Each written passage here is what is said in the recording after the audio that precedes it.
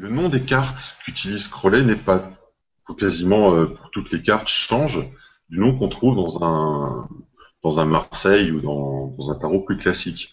D'où vient cette volonté de changer les noms en fait? Qu'est-ce que c'est pour lui Léon justement?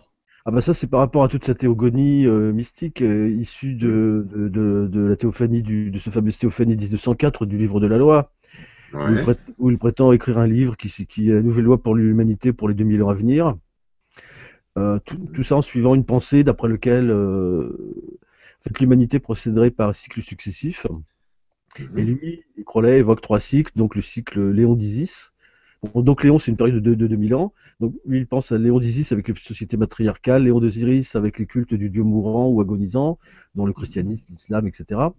Et maintenant, une ère nouvelle qui serait Léon du Fils, l'ère du Fils, qui serait symbolisé en général par Horus, le dieu couronné conquérant, etc. Et donc, en fait, c'est quelque sorte le jugement dernier, donc c'est quelque chose qui relève de l'Apocalypse. Et Léon relève aussi de l'Apocalypse, mais de son Apocalypse personnel. Lui, l'Apocalypse a eu lieu en avril 1904, lorsqu'il a reçu la dictée de cet ouvrage. Apocalypse veut dire évidemment révélation, et lui Mhm. considère que sur le plan de l'invisible, cette révélation était un changement apocalyptique. Voilà. C'est pour ça que Léon remplace le jugement dernier, en fait. C'est même Euh, le concept d'apocalypse qui est remplacé par le concept d'éon, quoi. Effectivement, c'est la carte qui correspond au jugement, qui a chez Crowley ce changement de perspective qui est illustré, puisque dans la carte du jugement, on a le personnage le plus frais, on va dire, qui paradoxalement sort de la tombe, mais entouré par d'autres personnages, qui est de dos, et chez Crowley, bah, il fait face à celui qui regarde les cartes, et puis il y a cette profondeur quoi, dans la carte qui est vraiment qui tranche avec la carte traditionnelle, mais qui en même temps est vue comme une lecture voilà, pas superficielle de cette carte. C'est pas pour rien. Quoi. Il n'a pas juste calé son néon sur n'importe quelle carte, mais sur celle qui collait bien et pas n'importe comment. Voilà, il y a une autre carte dont il a changé le nom, et encore cette notion de changer les noms, elle est discutable.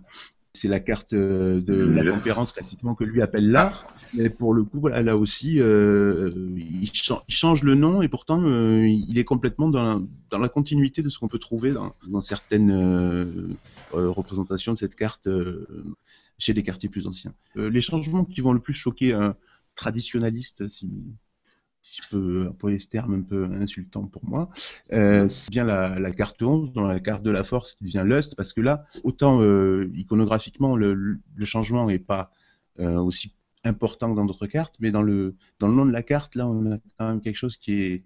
On parle presque plus de la même chose. On parle ou peut-être du contraire de ce que la carte traditionnelle évoque, puisque c'est quelque chose qui se libère dans la carte de Crowley, alors que dans le tarot traditionnel, c'est Mm. plutôt quelque chose d'une maîtrise qui serait représentée hein, sur la lecture de l'image simplement. Voilà. Sinon sur les autres cartes, voilà, ils changent peu de choses et puis les noms des cartes aussi n'ont pas été fixés au, dès l'invention des tarots. Quoi, hein. Les noms des cartes n'apparaissent pas sur les premières cartes, n'apparaissent toujours pas dans le tarot de Vieilleville au XVIIe, apparaissent vraiment dans le tarot des quartiers français, tout ce qu'on appelle le tarot de Marseille, où là on a une structure, un canon assez rigide, mais pour le reste, non, il est plutôt strict aussi.